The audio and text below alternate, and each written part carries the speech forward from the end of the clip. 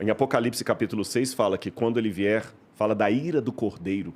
Essa é uma expressão tão paradoxal, a ira do Cordeiro, que ele é o Cordeiro de Deus, tira o pecado do mundo, e fica irado. Porque, gente, você pensa que são só nós que ficamos indignados, por exemplo, com um camarada que pratica uma pedofilia e mata uma criança? Não, Deus também está irado com aquilo. Deus também está irado. Deus ama o pecador, mas Deus odeia o pecado. Mas se o pecador não abandona o pecado, Deus vai destruir junto com o pecado. Mas se ele pedir perdão? Aí tudo bem, mas e se ele não pedir? Mas o perdão tem que ser de coração Tem que ser de ou é coração. o perdão da palavra? Tem que ser de coração, tem que ser Porque coração. a gente, até no último podcast que eu vim aqui, não foi? A gente tava até brincando. Ele falou, tava pregando, você entendeu? Podia ser, de repente, se pá, né? Mas a gente tava brincando de, pô, vamos fazer merda e tal. Mas se chegar na hora, lá na hora do portão, falar com o Pedro e se arrepender lá, em vez de se arrepender em vida. Porque Na Bíblia tem não tem essa possibilidade. Você tem que se arrepender mesmo. Nossa, foi pro nível hard Você tá agora. entendendo? Aí o que acontece? Você feriu o coração de Deus. E o que eu faço contra você, eu estou fazendo contra ele. É isso que eu tenho que entender. Você é criatura de Deus. Então, eu vou dar um exemplo bem chulo, mas vocês vão entender. Se eu chegar aqui e quebrar essa coleção, vocês vão ficar muito pau da vida comigo. Boa. Por que você vai ficar? Pô, o Rodrigo quebrou uma coisa que é minha, que é preciosa para mim. Eu falei que o exemplo era chulo, porque o ser humano é muito mais precioso para Deus do que os cavaleiros do Zodíaco para você. Então, o que eu estou fazendo contra você, eu estou mexendo com a coleção de Deus, com gente que ele ama. Aliás, até o exemplo melhor nem seria com os cavaleiros do Zodíaco, é mexer com sua filha. Você está entendendo? Deus não aceita isso, então Deus também não tolera. Todos nós somos pecadores, mas Deus não suporta a impiedade. A impiedade é a prática do pecado quando você já começa a ter gosto naquilo. Você entendeu? Quando você gostar. É aquele cara que ele começa a desconfigurar para poder... Nossa, é terrível isso. Cometer o pecado e errar é normal. É normal. Apaixonar-se pelo pecado... Jesus falou que tem pecado, que é o pecado... Jesus chama isso o pecado contra o Espírito Santo. Quando a pessoa vai...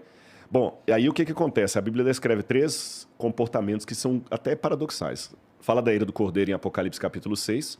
Fala que quando ele vier, muitos vão gritar para as rochas e montanhas, caiam sobre nós e nos esconda da face de Deus, porque é grande a ira dele e ninguém pode suportar. Então alguns vão pedir a morte. Um segundo grupo, a Bíblia fala que vão chegar para Jesus e falar assim, Senhor, em teu nome eu fiz curas, eu fiz milagres. Jesus vai falar o seguinte, afastem de mim porque eu não conheço nenhum de vocês. Você viu com uma posição de petulância diferente do primeiro. O primeiro já admitiu, tô ferrado mesmo, tô lascado, morre. O outro não, é aquele falso religioso. Mas peraí, senhor, não entendi. Eu construí tantas igrejas, eu fiz milagres. Eu não te conheço. E o terceiro grupo é aquele que Jesus vai falar o seguinte, saiam daqui porque eu tive fome e você não me deu de comer. Mateus capítulo 25. Eu tive sede, você não me deu de beber. Eu tive preso, você não foi me visitar. Ele falou, mas quando é que eu deixei de fazer isso? Toda vez que você negou isso para um dos meus pequeninos, você negou a mim. É um terceiro grupo. Então você tem o grupo daqueles que já admitem que estão ferrados mesmo, o grupo daqueles hipócritas que ainda são petulantes, falam, peraí, mas eu fui religioso, e o grupo daquele que é o anestesiado. Você entendeu? O anestesiado. Pô, mas aí você condenou todo mundo aqui agora, não. praticamente. Aí que... Não, pô, porque com certeza eu já neguei uma esmolinha. Não, mas aí que tá a questão, não é eu neguei uma esmolinha, porque se fosse o lance de você comprar o céu pelas esmolas que você deu, aí você tá lascado. Isso aí eu fico... Aí você tá lascado, mas não é isso. Você tá entendendo? Você faz aquilo como... E você erra, você comete erro. Eu vou dar um exemplo para vocês, o que significam as nossas obras diante de Deus, para tranquilizar o coração de vocês e todo mundo que está assistindo a gente. Uma vez um pai estava viajando, caminhoneiro, passou muito tempo fora de casa. Quando ele voltou, a menininha veio correndo para ele, 3 aninhos de idade. Papai, papai, ele abraçou a criança. Que linda, vem cá, minha lindinha, tudo bem? Quantas novidades para papai? O que você fez nesse meio tempo aí? Ah, papai, eu aprendi a escrever. Ele falou, você aprendeu a escrever, minha filha? Aprendi, papai. Então escreve alguma coisa para papai ver. Pega lá caneta e papel.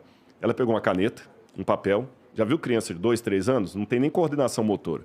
Ela pegou a caneta e começou a fazer assim, ó. Imagina. Que é mão de traço, rabisco, que entregou para ele. Aí ele pegou e, como todo pai que quer incentivar o filho, ele falou assim, mas que letra bonita que a minha menina tem, olha a carta que ela escreveu para mim, papai está muito feliz. Só que ele elogiou tanto, que ela perguntou assim, papai, o que está escrito aí? Aí ele deu uma resposta que eu acho que veio do céu. Ele falou assim, filhinha, Aqui está escrito que você ainda não sabe escrever. Mas aqui está escrito que você quer aprender a escrever. E só pelo fato de você querer aprender a escrever, papai ama você, tem orgulho de ser o seu papai, e essa é a carta mais bonita que papai já recebeu. Então, Deus é tão... Não tem nem palavra para dizer, tão perfeito, tão magnânimo, que qualquer coisa que eu faça, ainda que eu vire uma Madre Teresa de Calcutá, com o coração de Gandhi e santidade do apóstolo Paulo, tudo que eu faço chega para ele com um monte de rabisco. E ele olha para cima e fala assim, Rato, Igor, Rodrigo, aqui está dizendo que se eu for depender das boas obras de vocês, vocês nunca vão vir para cá.